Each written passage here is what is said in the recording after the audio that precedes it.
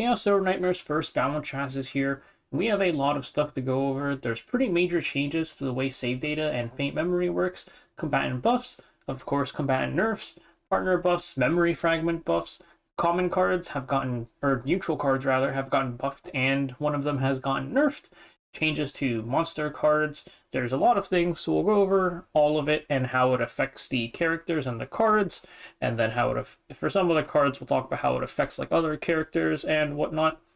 First things first, though, some characters we are unfortunately saying goodbye to in this patch, but what you'll never say goodbye to is the discounts from lootbar.gg. No matter what you're looking to pick up, Lootbar provides it fast, secure, and at a more affordable price, with 24/7 customer service and refunds guaranteed.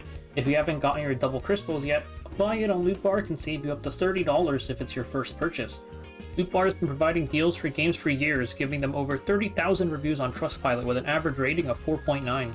New users can currently get 2 coupons for an additional 12% and 8% off their purchases, so make sure to click on the link below and sign up now.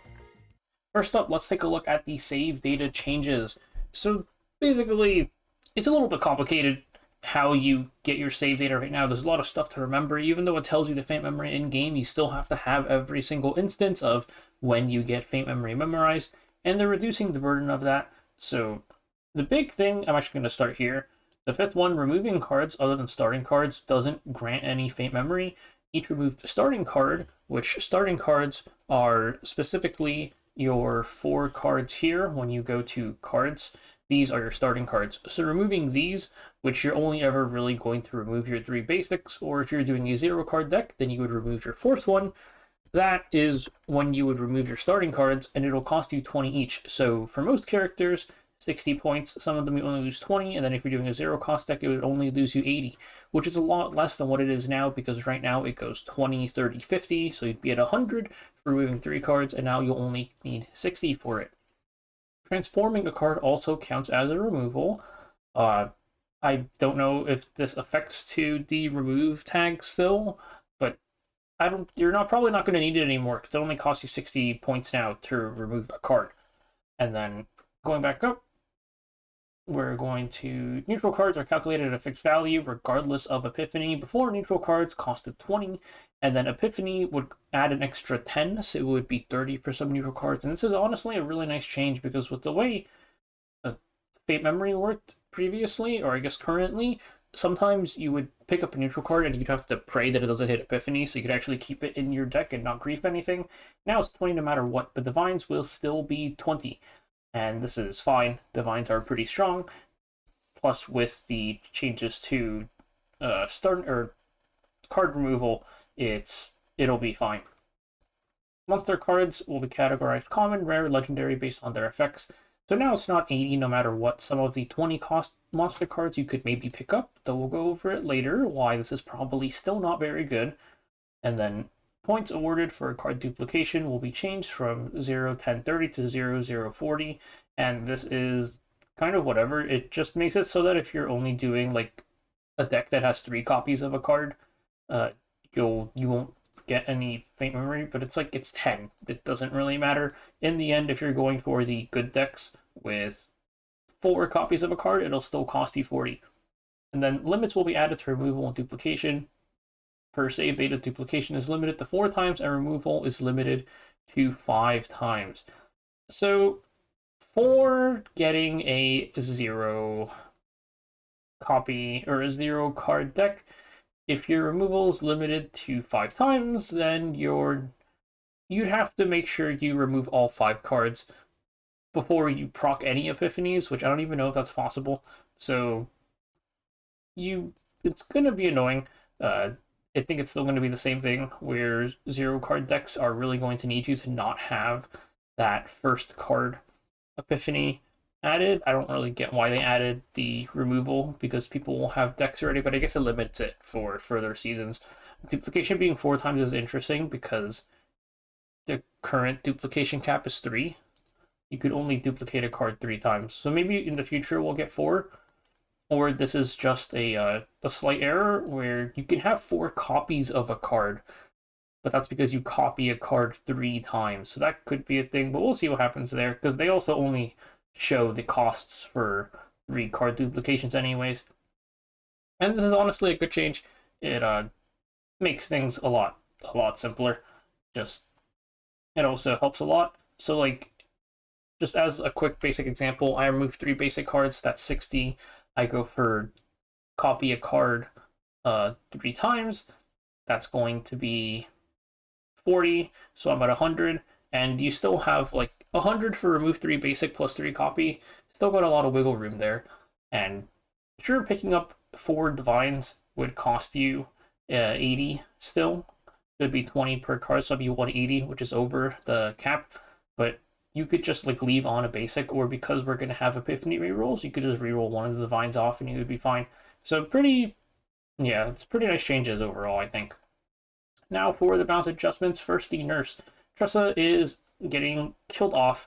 The one nice QOL thing is, well, not really QOL because it's part of her major changes, but Agony is getting changed, so instead of being a separate debuff, it now stacks. And then with the stacks, it's damage is dealt based on the number of Agony stacks. So you have 20 stacks, you would deal 20 Agony damage, and then the stack count is reduced by half, so you would have 10 left. And that sounds okay, but max 20 stacks. So you're not going to be able to stack Agony very high anymore. If you're actually trying to use Tressa, there's going to be a bit of min-maxing involved, where you have to make sure that you're not like over applying Agony and like losing damage in exchange. We'll see how this works, especially because you only lose half Agony stacks. Like, you only need to apply 10 Agony per turn after the first turn, assuming you cap out your stacks, which doesn't seem that hard.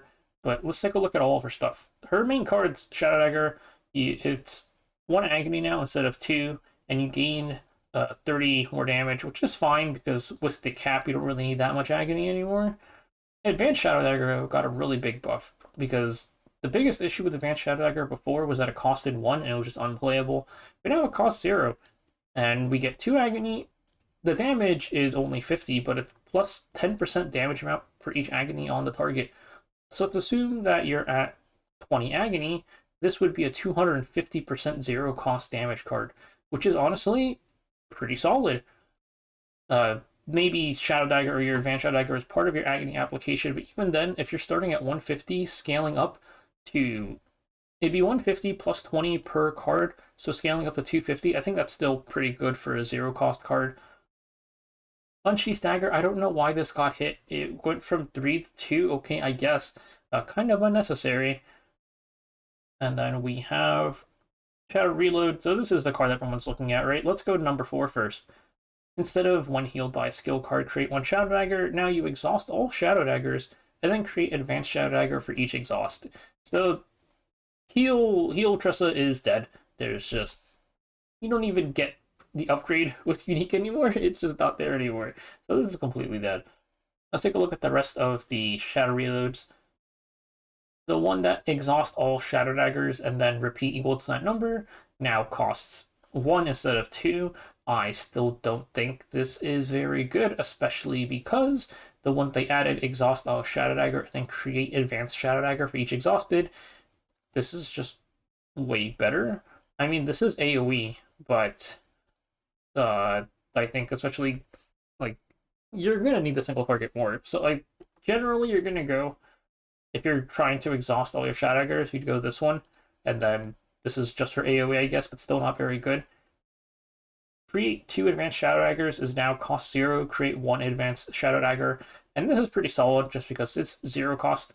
We don't really care about the heal, but like we mentioned, Advanced Shadow Dagger isn't that bad. It's actually pretty good now, assuming you have, like, enough Agony applied on the enemy. So I think this card's not bad now. Create X, it's still useless. Like, now it's just RNG if it's Shadow Dagger or Advanced Shadow Dagger, but the problem is just that it's an X card. There's going to be better methods of generating Advanced Shadow Daggers. And then the 5th one, discard all cards, create Shadow Dagger equal to that number, and now it exhausts 2 instead of exhaust 1. I still don't think this is amazing, because draw is usually, like, pretty big already, like, as a limiting factor. So I don't think this is going to be that good. And then the one, or for Vital Attack, the one that increased your agony damage for 1 turn now just applies some agony, and it costs 1 now, I guess. So not you lose quite a bit of damage, but at least this helps apply agony, I guess. I am probably still just gonna go the double hit one.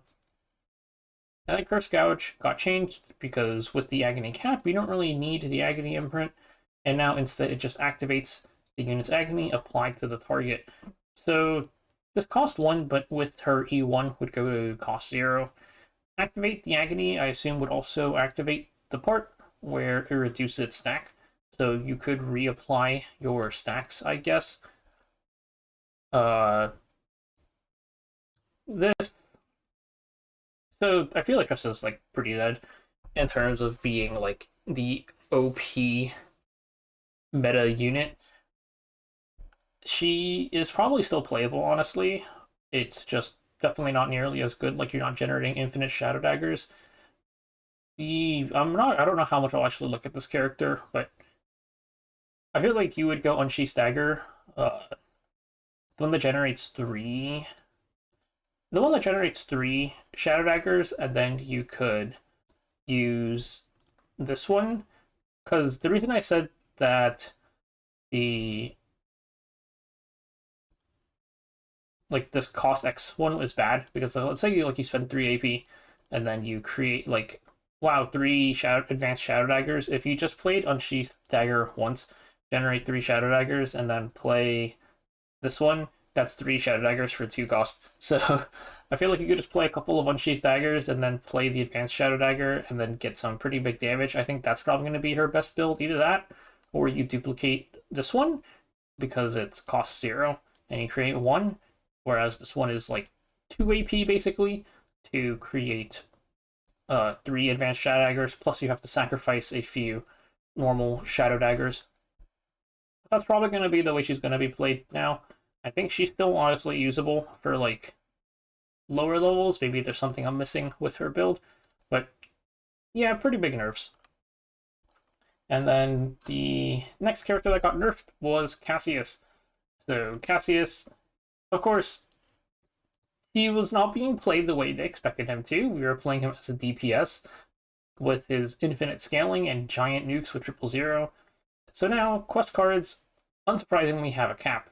It's 3 times per turn. So this means that the scaling on cards is going to be limited quite a lot, and also the morale passive will only be 3 times a turn, so 3 morale total. So we do get a little bit of healing, which is honestly kind of nice, I guess, for completing a quest. 000 got hit, of course, max 4 times per turn, because even with Tressa getting killed off, there's still some characters in certain combinations that can spam a lot of 0 cost cards, and it's still plus 40% damage. It's 40% damage at base, and then plus 40 for each attack card used this turn, max 4 times, so it'll cap out at 200%. And then Empowered, same thing, just plus 10% to everything. 111 got a slight damage buff that still has the same issue of just being way too expensive to get this, though when you get this from Dice Trick, I guess it'll be decent. Full House, this is a Chaos specific buff, I guess, which is, I guess, nice. Decrease stress of a random ally by 2 or by 3 for the strengthened one. Then Dice Trick, this is another very important card for us to look at. So by base, it will reduce 1 morale for 1 turn, and I assume this is on the enemy. That's its base effect, and then Epiphany 1, which is just an upgrade of the base effect, has the same effect. Epiphany 2 also has it, and this is the one that decreases, or this is the one that's an AoE one, rather. So now let's look at the important ones. Epiphany 3 plus 80% damage amount for each completed quest. This now caps at 5, so they're really hitting the infinite scaling part of him, because this was a really funny effect where some people, I think only a few people I thought did it, but because this damage amount thing never stops scaling, so you could one-shot the final boss on a tower run, because you would just stack up super high if you stalled long enough on your first 4 waves. You could just one-shot the boss in the last one. So this is capped now, unfortunately. I was going to do some funny things with this, but no point anymore. The 54 and the 55 both are unique now. I feel like this wasn't necessary on the heal version, but the heal version plus the create one empowered quest card both are unique now. This actually did get changed a little bit. It used to be create one quest card, now it's one empowered quest card. So this is a very, very big nerf to Cassius, of course. His DPS build is pretty much dead. His support capabilities are also heavily nerfed just because of the 3 times per turn limit. It's a lot less morale for you to use on him. Is he still going to be good? Honestly, probably. I think he's still going to be fine. Like, I think Tressa's pretty much dead, but Cassius definitely still has his use. Like, he's still going to be really good for morale. He'd use, like, he still gives you 3 morale per turn, and you can run a bunch of neutrals on him. And he still does generate, like, 4 quest cards a turn. He's gonna be okay, I think. And he's not very AP expensive, which is going to be nice. So I think he'll be, like, okay as a support still. He's just not going to, you know, do the thing that extends your fight to 12 plus hours on a run. So that's the big ones, Tressa and Cassius. The other thing is, with the nerfs, we are going to be getting compensation. So we have Flash of Possibility, and this will make it so you can select the card and directly apply the epiphany that you want.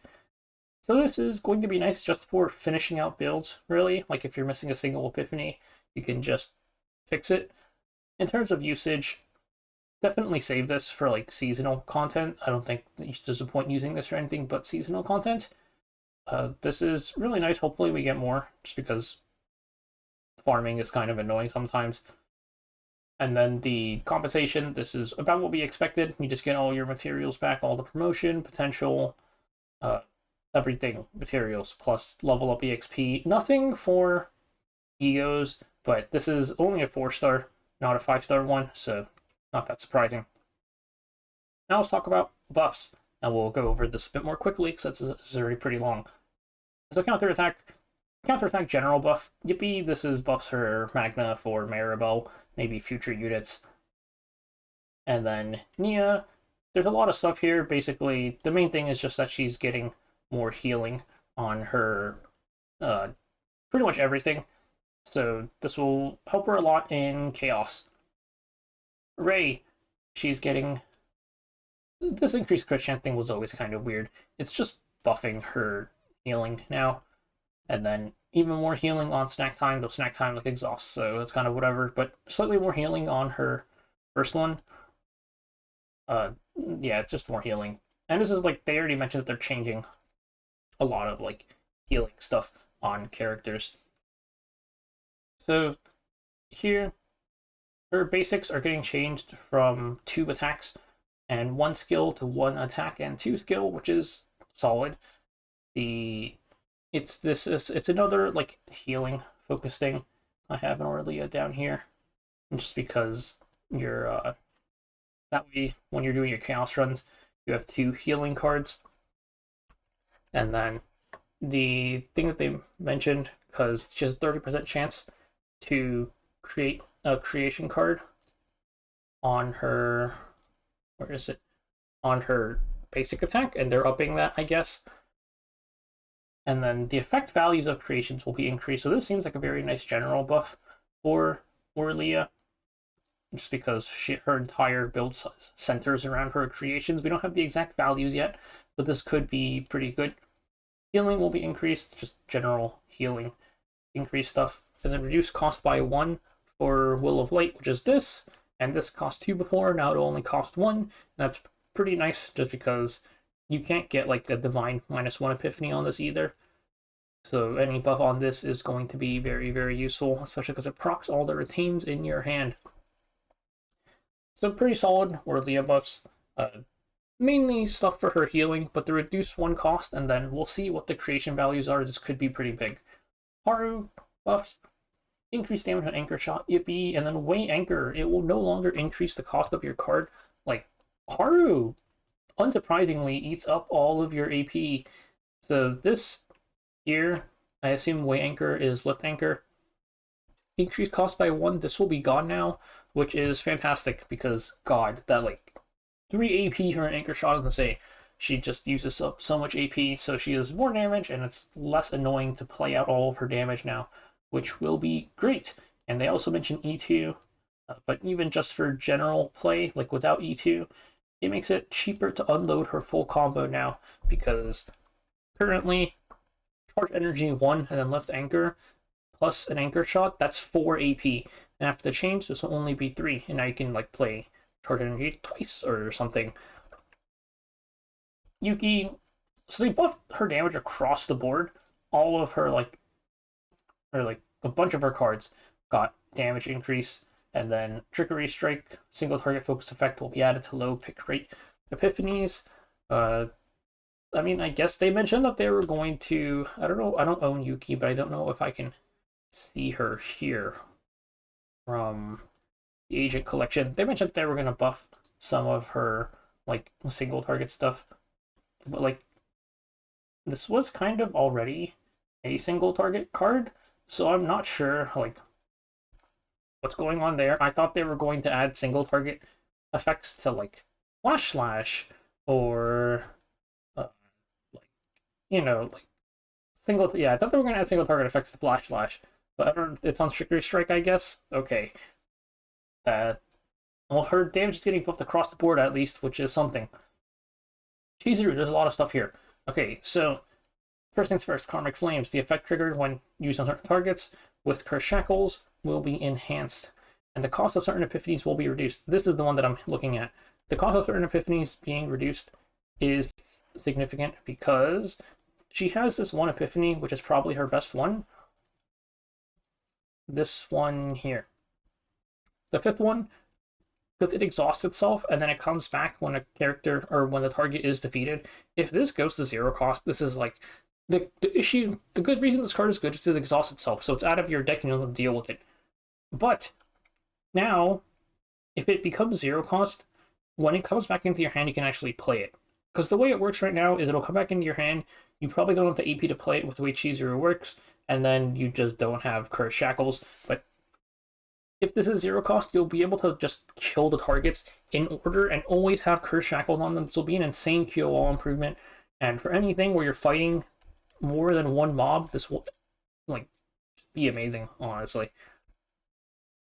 Certain epiphanies besides that one, I think Karmic Flames for getting a cost reduction would also be very, very nice. Inhibit, it will become possible to gain AP through the user's own cards and continuous effects. So this is not like you can't use Mika or something still, but you can at least use like AP Divines, which will be very, very nice. Bound was just so, like, her Inhibit was just so restrictive. Even with, I tried running her with like Narja for cost reduction stuff, but you still have like AP issues because you still have to like play cards and stuff. So this is very, very nice. I think just being able to get even a few AP is going to help out Chizuru so much. Bound at Dusk base state cost of 2 cards will be reduced. And that's nice, I guess, though. Then we have to ask, because right now it's decreased cost of 1 card by 1 until used. They're saying at base it's going to be this one, which means that they're going to have to change this card too, and we'll see what effect they add to this. It's not mentioned, but it's like very heavily implied. Oni Hunt damage amount increase effects will be enhanced, and the usability of low pick rate epiphanies will be improved. What even are her low pick rate epiphanies here? Because I feel like most of these are pretty good. Probably these two are like the low pick rate ones. So we'll see what they do to this. Shadow of the Moon / Shadow of the Moon Plus damage amount increased, and now Shadow of the Moon cards of the same pile will now stack even when they are in the graveyard or draw pile. Your Shadow of the Moon's going to be in your hand mostly, just because it's like it's a retain card. But I guess if it gets discarded, or if you dupe your Shadow of the Moon, it will like, yeah, I guess it'll instantly stack. They didn't fix the annoying thing with this, which is when it upgrades from Shadow of the Moon to Moon Plus, it kind of resets any sort of effects you had on it, like cost reduction stuff, rather, because if it's a new card now, but it's something, I guess, and then slightly more damage. The main thing, though, is I think the Karmic Flames 5 and the Inhibit change are the biggest changes to Chizuru, and she's definitely one of the biggest winners of this patch. Felipe, more damage when its potential is not applied, and then Vulture Ejection, damage and shield up. More shield and overpower. It's just shield damage buffs. Magda, damage amount increased. It says adjustment direction, but it's supposed to be Glacial Iron Fist, her little punchy card. And then Ice Wall, more shield gain on Ice Wall. Decent changes. She's also getting a big buff, remember, from just counters in general. Having was just counter in general, getting a damage buff. Ice Wall, if you're, a lot of people do the AoE one, but I guess if you are not doing the AoE one, then her general shield is going to be up. And then Glacial Iron Fist always did pretty solid damage. The issue has always just been the cost more than anything else, but she's getting pretty sizable damage increases, especially because of the counter thing. Hugo, oh my god, finally! Like, it's so annoying having only one of his epiphanies have initiation. So now, like, you're not going to want to, like, there's, yeah, play, at least his other epiphanies will be playable for Hunting Instincts, hooray, even the one-cost ones. Rin, pretty good on damage and, like, just usage buffs, because she gets Dark Mistance added to certain epiphanies, and then the conditions for Dark Mist Blade Art will be removed from certain epiphanies, and it's just trying to, like, make her slightly less annoying to use, because she has so many conditions. And then just general damage buffs on Black Dance and Inner Art, so decent buffs for Rin as well. For partners, a little bit, like, it's not listed below, but the biggest thing is that attack and decrease effects, or attack and defense increase effects, will be added to most 4 and 5-star partner passives, because this is why 3 stars are just so good, right? Like, attack percent just scales better than damage percent. So this will make a lot of them hopefully usable. Part of the problem with 5 stars, though, is it's still like 3 stars, you can max them out instantly, but 4 stars, you should be able to max them out relatively easily, and at least 4 stars should get pretty sizable buffs. 5 stars, we will see. Active skill buffs, Asteria, this is Haru's, I think. 40% damage amount of the next attack card used by the assigned combatant for the total cost of all cards in hand, max 10. I think this is, like, I mean, it just doubles the effect, really. Honestly, probably not, like, super necessary still. And then, List of Haunt, you reduce the cost by 1 and you draw 1 extra card. Decent buff, I guess. Itsuku, just -1 cost, which is okay, I guess. Memory Fragments, 30% damage amount to void cards that hit 2 or more times. I don't like this much just because it only affects to, like, very specific cards. And then, even then, like, a 30% damage mod isn't anything super crazy for a 4 cost. But maybe usable for, like, very specific setups. Instinct, I don't think this is much better. It's just 3 cards instead of 4 cards now. It's still just 20%. And then Spark of Passion, there's no limit on how many passion cards now. I would assume that this is a 1-turn buff rather than permanent, but even if it's permanent, like, I don't think Veronica cares much about it. And then equipment changes, they added a limit on Brainwave blocking helmet because, I mean, this feels a bit unnecessary, but 5 times per turn now. The issue before was Cassius was, you know, getting way too much shield from this if you were doing certain setups, but you can't, like, even loop like that anymore, so I don't see what the point is. And then Psionic Combat Suit, My Beloved, this also got nerfed. You know, you can't just, like, spam shields with Serenial, and Tressa has other issues going on, but they also limited this, unfortunately. Revelations also got bug fixed, because apparently that was giving you twice, like, 10 times the shield it was supposed to. Neutral cards, Wanderer of the Void, now it exhausts, which, kind kind of sucks. I think it could be like maybe it could be decent just because like technically you only really need this card like once in the Soul Collector fight, but it is only 0 cost, so whatever. This changes whatever. No action, nobody cares about this 10% more damage. Acid Gath doesn't really matter, though it does cost 0 now, I guess. If you get a neutral on this, you could be usable in each case. And then Rally got nerfed. Now it exhausts 2, which is like bad. It is just a straight up nerf because it's draw neutral, right? You draw one, you draw the card, and you draw another card. So this rally was always just a free 2 or 1. I think it was 1 morale actually every single turn, assuming you draw like your full hand. And this got nerfed. So sad. Don't think this was really necessary. Monster cards. So they added. This is just showing all of like the rarities of the cards. Most of it doesn't matter. We're looking at Kafox. Kafox is a rare card, but it is getting nerfed.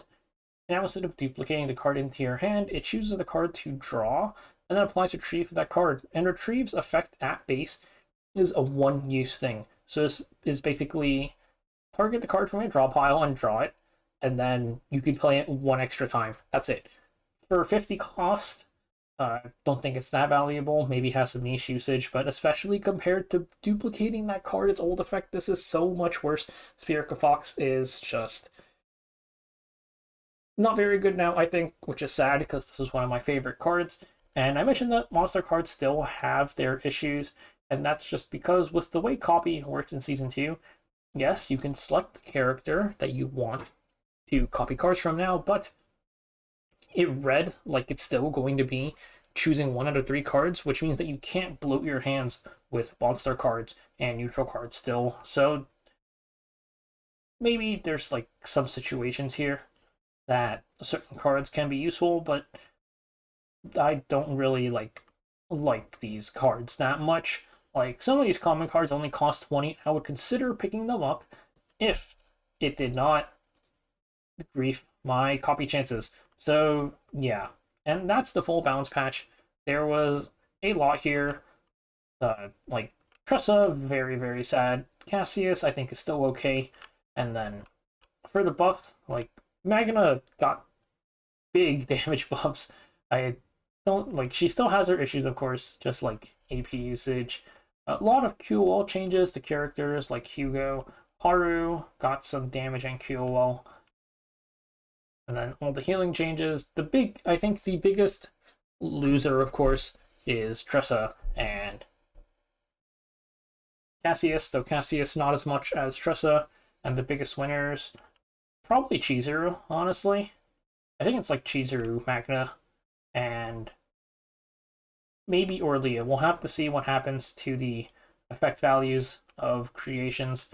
Chizuru probably like just with what we know, biggest winner of the patch. So we'll see if she's still like even any good.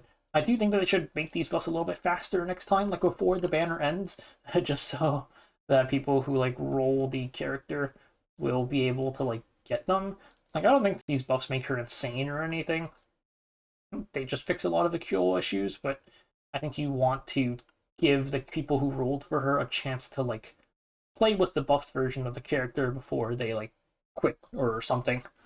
But that's it for all of the changes, and we'll see what happens in Season 2.